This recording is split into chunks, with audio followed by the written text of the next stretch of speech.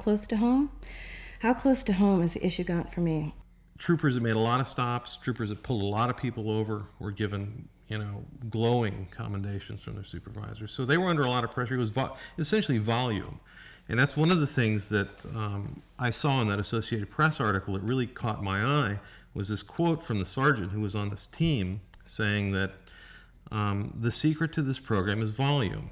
But probably one of the most powerful experiences for me was when I was in law school and driving with my family into Marin County. And Marin County is a relatively affluent and predominantly white community in the Bay Area.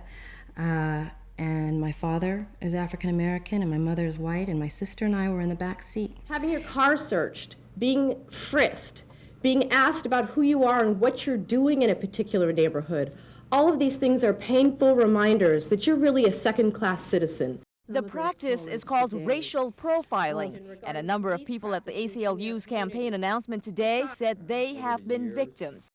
Raymond Marshall, president of the California State Bar, says a police officer followed him into his driveway late one evening and asked if he lived in the house. He then asked what I thought was the second question: could you tell me the address of where you've pulled into?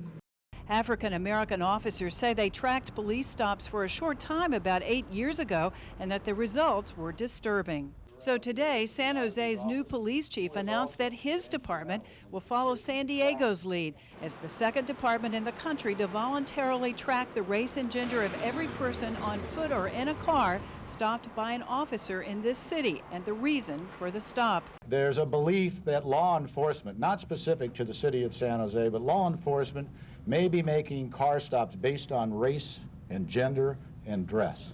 Lieutenant Randall Cooper is a veteran officer in the San Jose Police Department. He's also an African American and knows what it's like to be stopped without cause by police. In Cooper's case, once he identified himself as a police officer, the officer who stopped him, this was not in San Jose, let him go. It could have been because I matched the description of someone that had been involved in a crime, or it could have been because I'm an African-American male who drives a Cadillac. Lawmakers called on the Justice Department to track racial profiling. It should not be a signal for police officers to stop someone who's innocently driving down the highway simply because of their color. DWB, driving while black, is a threatening condition. I think the San Jose Police Department profiles just like any other police department. A certain number of the members of the community feel as though they are stopped because they might look a certain way or have a certain lifestyle. At least they're stopping drugs. I mean, if you wanted to be a total apologist for this program, you could say, well, at least they're getting drugs off the highway. I think there has been a lot of positive movement with respect to the racial profiling issue in the past year.